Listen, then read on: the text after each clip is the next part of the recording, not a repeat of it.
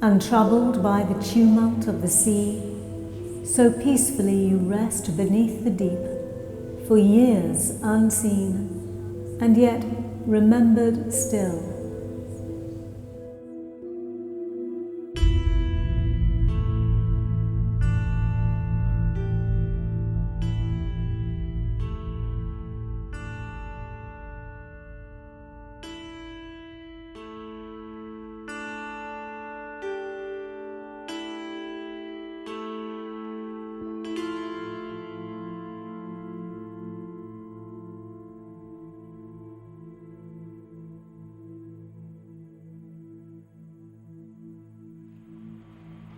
Guard of honour! Royal salutes! Peasants! On!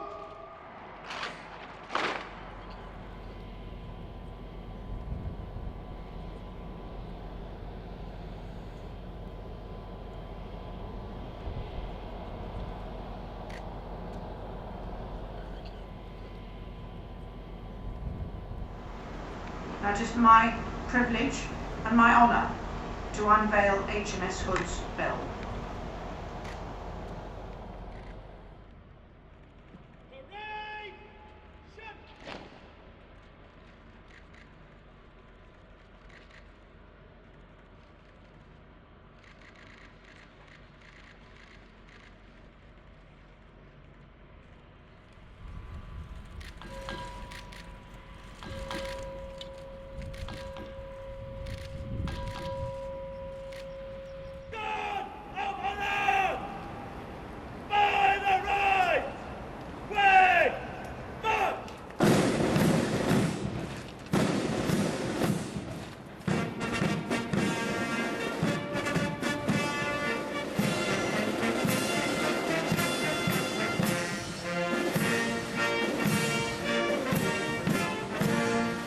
Fitting homecoming for the belle of the mighty Hood.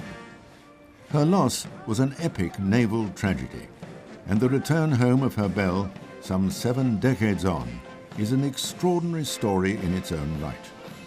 It begins with the discovery of a very different wreck, this time in the Far East, 40 years after the sinking of Hood.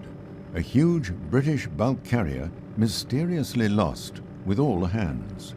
A ship exactly like this one. Her name, MV Derbyshire.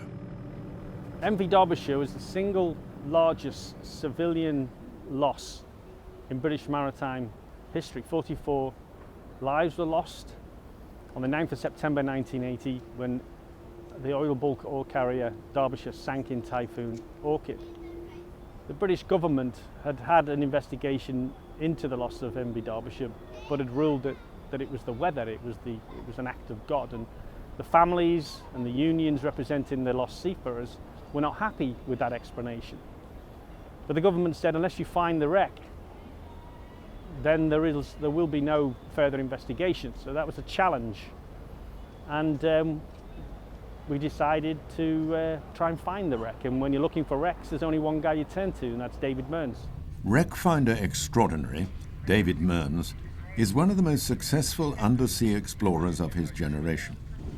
Even before Derbyshire, he'd made his mark, solving a maritime insurance fraud by locating a ship sunk by sabotage in the Indian Ocean, and finding the wreck of the bullion-laden Liberty ship John Barry, deep off the coast of Oman.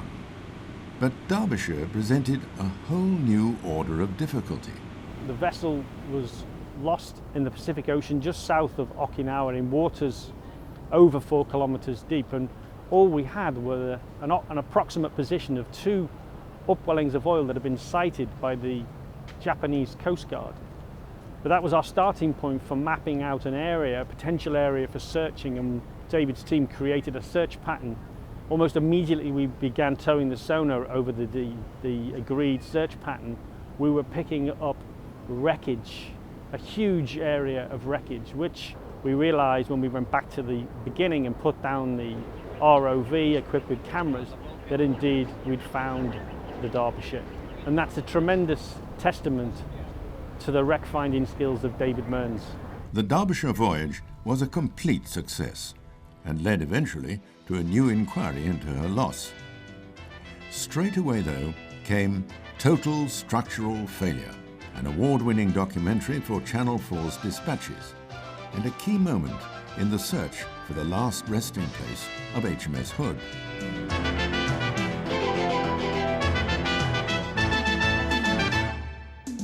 On Dispatches tonight, a journey to the bottom of the ocean, looking to unravel one of the great maritime mysteries. This week, the government... We just watched the first transmission of the documentary, and as the credits rolled at the end, David Mearns turned to me with a light in his eye and a glass in his hand, I think, and said, "Do you know what I want to do now?" And I said, "No, what do you want to do?" And he said, "I want to go and find HMS Hood." And I said, "Count me in." So began the 20-year voyage that ended with the coming home of Hood's Belle, with many a change of course along the way. But some of the problems had definite upsides. Money was the key problem in those early years. David spent years trying to get the finance for what is always an extremely expensive undertaking to go looking for a wreck. And this is a difficult wreck. No one knows precisely where she lies. We know she's in the Denmark Strait off Greenland. There are some coordinates, but it's difficult to work out precisely where she lies. So, unfortunately, the finance wasn't at that stage forthcoming. But I was still convinced there was a film to be made about HMS Hood. And the key question was how to make it relevant to now. And then I had the idea of how about holding a memorial service on the site of the sinking, or as near as we could get to where we thought Hood lay. And how would we achieve that? And after lots of twists and turns, again, the Royal Danish Navy hosted us on board their ship HMS Triton. It's Her Danish Majesty's ship Triton, which patrols that area, the Denmark Strait off Greenland, and held a memorial service for us beautifully. It was extremely moving. Now sing the sailor's hymn. Eternal Father, strong to save, whose love doth bind the restless wave, who bids the mighty ocean deep its own appointed limits keep. Oh, hear us when we cry to thee for those in peril on the sea. Jo Warrand is the daughter of Commander Warrand, squadron navigating officer on the fateful day. This service, led by Hood Association chaplain the Reverend Ron Patterson, meant a great deal to her and her brother James. It was hugely important, but it was, I say, the respect from the Danes, as well as Ron. It was the service from Ron was absolutely beautiful. We had we obviously had Eternal Father, but there were 3 hymns in all, and those Danish lads had learnt the English. The choir practice the night before, and I thought you've taken so much trouble to be really part of this, so that the best is done for the 4 of us and your team, and so that to me meant as much as on anything as I say, it was a tribute of one navy to another. And of all the officers and men of HMS Hood, from his widow Frina, his son James, and committed by his daughter Joanna. Salut for HMS Hood! Have a good salute!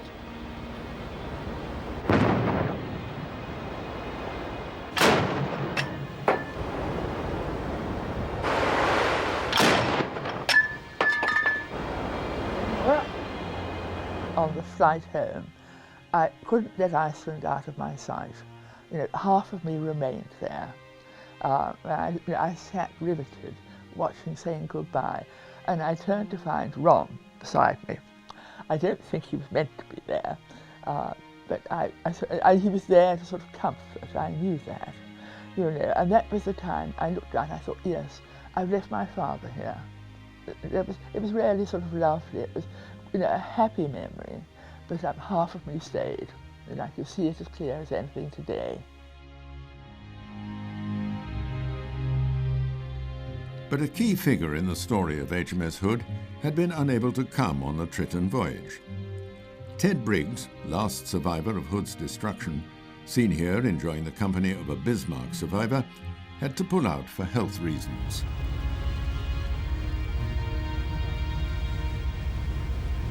I'd got myself worked up to such a pitch that I had to go to see the doctor, and he said my blood pressure was way up, and he said, "You're obviously in one hell of a state." He said to go to the site and have it preying on your mind all the time that you're going up there, and there, knowing that that vessel and all your friends down there. No, he said, no, in no way.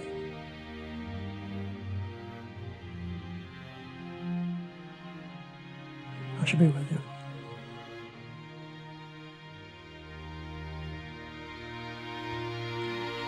I shall be with you.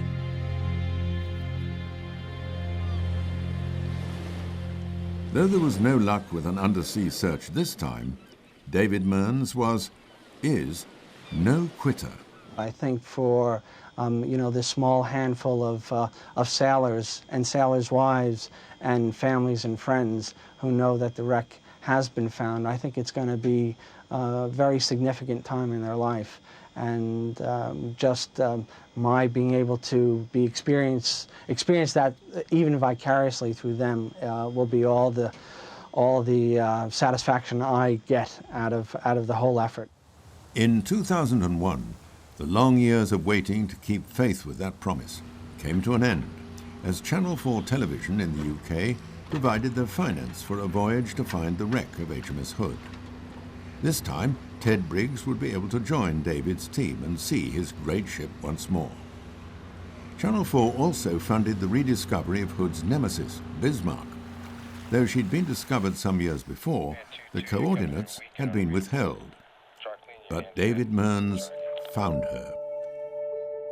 That rediscovery came first in the voyage, with the ghostly sight of the Nazi warship sitting upright, more or less intact, at the bottom of the Atlantic.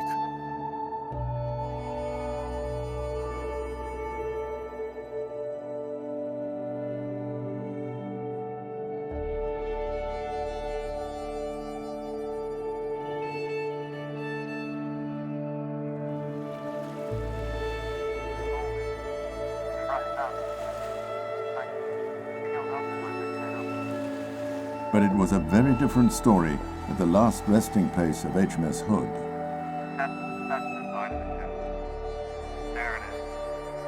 That's HMS Hood. The terrible damage wrought on Hood by the explosive cataclysm that engulfed her on the 24th of May 1941 was all too plain to see as the remotely operated vehicle cruised above the wreckage of the great ship.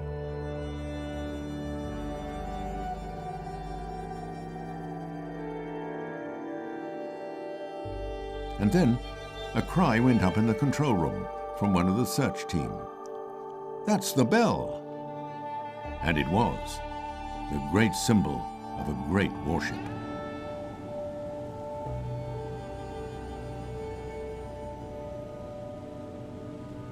We'd found the bell, but we could only look and not touch. That was because we'd promised the Ministry of Defence, and it is a war grave, the site of the sinking of HMS Hood. We'd promised the Royal British Legion, and above all, we'd promised the HMS Hood Association that we wouldn't touch the site. So all we could do was look, film and look, and then withdraw.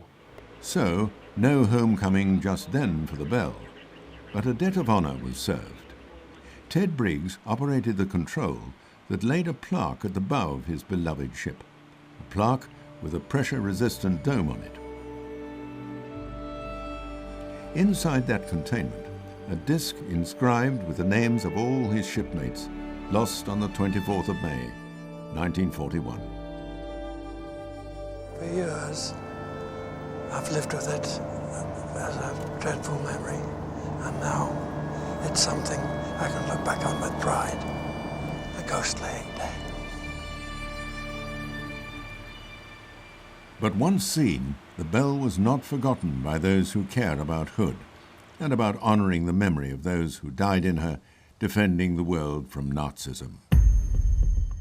So in 2012, David Mearns found himself heading back once more to the Denmark Strait, aboard the super yacht Octopus, her services gifted by Paul Allen, joint founder of Microsoft. With infinite care, David had secured full and legal consent to touch the wreck for the sole purpose of recovering the Belle. With the team from Allen's company, Vulcan, he set sail with all the high-end kit he needed, and the blessing of all concerned, from the HMS Hood Association to the Ministry of Defence, ready to recover the Belle of the mighty Hood. Also on board Octopus, the son of Commander Warren, Hood's squadron navigating officer. The date of the sailing was almost equivalent in sunlight, sunrise and sunset as when the Hood was lost. I went up on the bridge one morning at 5 o'clock. I just found it very, very difficult to imagine, you know, especially the such short time frame of the battle, you know, 5:35 to 6:10, and it was all over.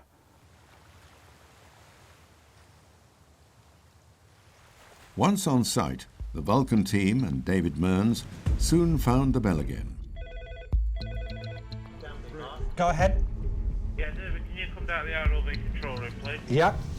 But recovering it, that was a different story.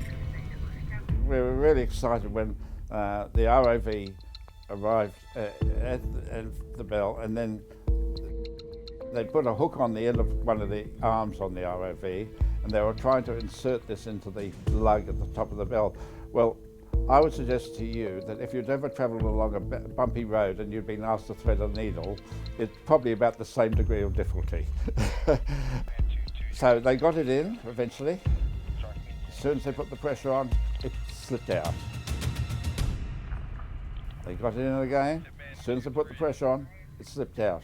Because what happened was, because of the weather, we went back to Reykjavik, but then unfortunately the Octopus wasn't able to sail again from Reykjavik, and so the attempt had to be abandoned at that stage. It was a setback in the Hood story, but only a setback.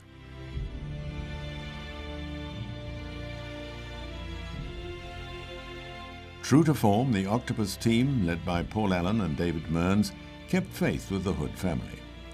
14 years after the discovery of the great ship, David returned once more to the wreck site, and he and the Vulcan team were triumphantly successful,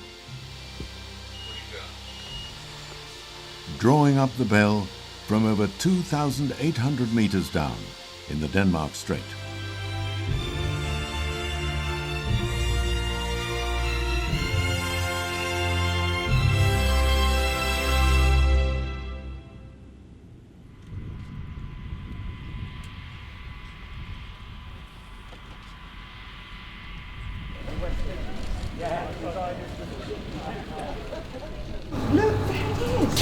For Hood veterans and family members, the first sight of this great Belle in Hood's home port of Portsmouth was of deep significance, not least because almost nothing of the shattered battle cruiser, giant though she was, has ever come into the light of day since 1941.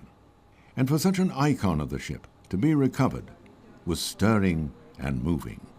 I'm very proud to be standing next to the Belle after all these years. It's marvellous that it has been brought up from the Denmark Strait, having been down there with HMS Hood since 1941. And it's a great honour and a privilege to be standing next to the Belle now, in a ship in which I myself served in 1938. Something that I've never seen before, even though I was on the Hood for 3 years and 2 months. Never heard it go, but I knew it was there.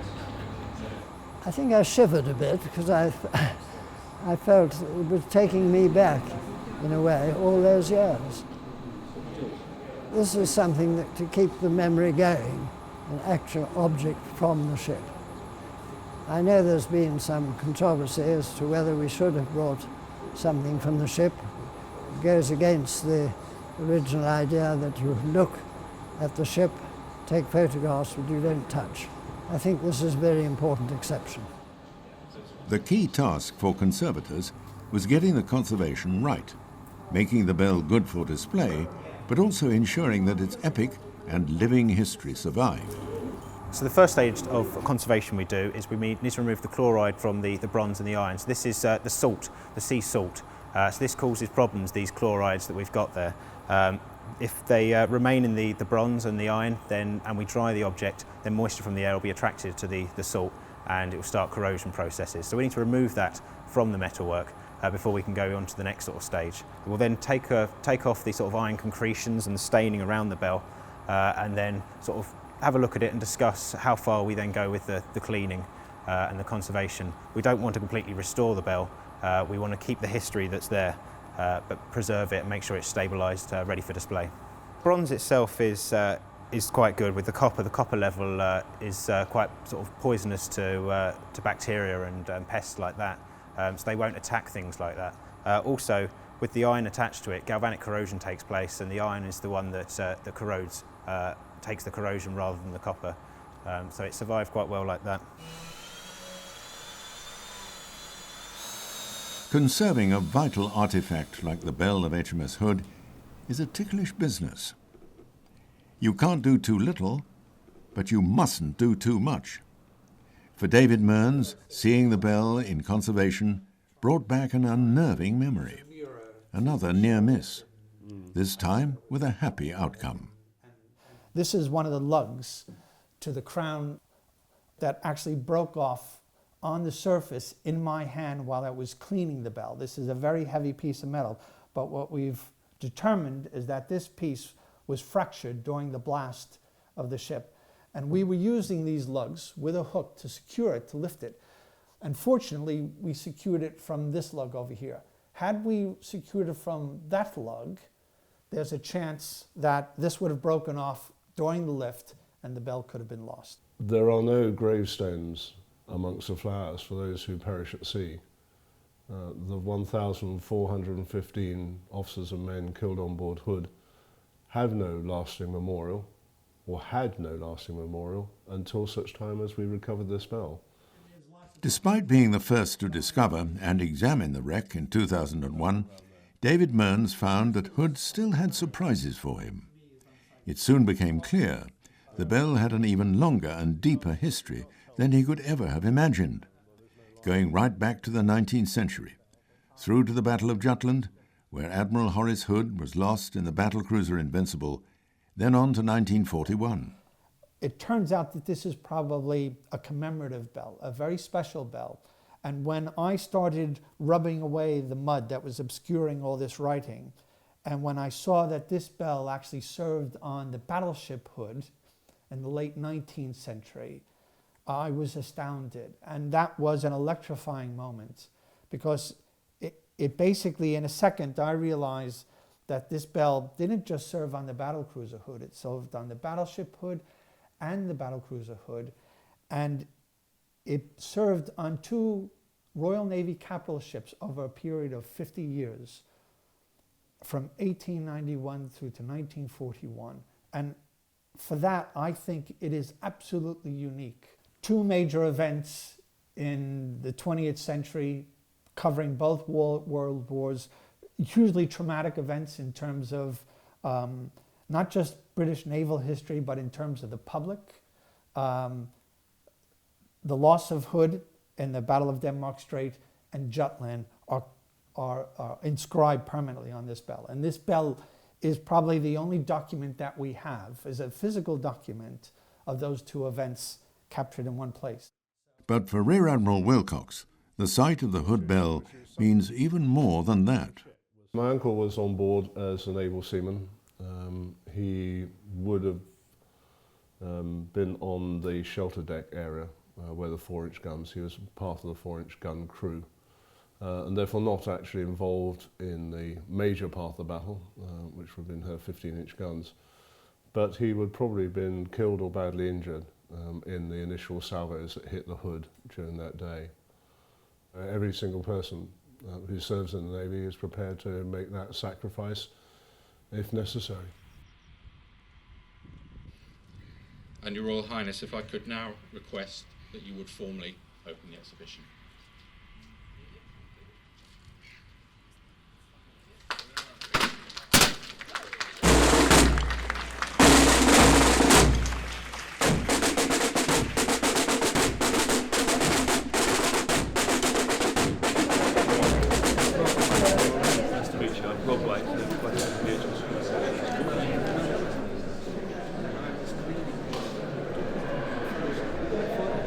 Your Royal Highness, on behalf of the Royal Navy, it is a great honour and a signal privilege to transfer custodianship of the bell of HMS Hood from the Royal Navy to the museum.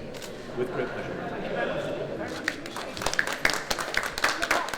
For the man whose generosity and commitment made the recovery of the bell possible, the day of dedication brings home anew the significance of its return. Well, again, it's really a representation of the dedication of all the men and lives that were lost. So all these things that we had to be specially authorized to be able to recover the bell and bring it back to the surface. So, and the reason that was done was to commemorate the lives of the men that were on board when she went down. But it's an amazing artifact, and I think it makes tactile and concrete a connection to the men that were on the ship back then. And I'd always been wondering what it was going to be like to hear the bell rung again. I didn't realize it was rung in dual rings like that. So that was really amazing.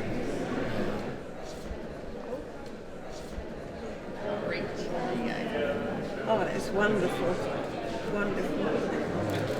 It's exactly what we had hoped, that the relatives and families and friends can actually see something physically and touch something physically that connects them to their loved ones who were lost in the Hood. So it's the only thing that can do this. It's a tangible piece of the ship and of their memory that forevermore will be the symbol that people will use in terms of remembering the sacrifice of the men and what the ship did and the important role that it played in stopping the German fleet on that day. It's hugely satisfying to see how much this means to people. That's the reason why we did it, and that's the real pleasure in it all.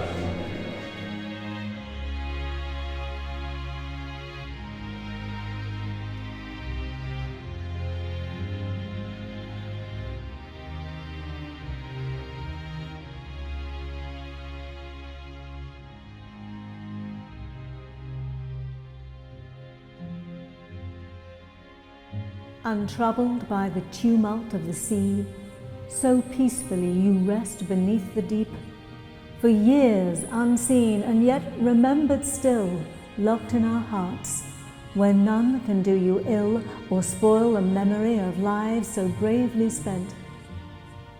Young lives, too soon by savage war curtailed, bright youth, extinguished in the battle's roar.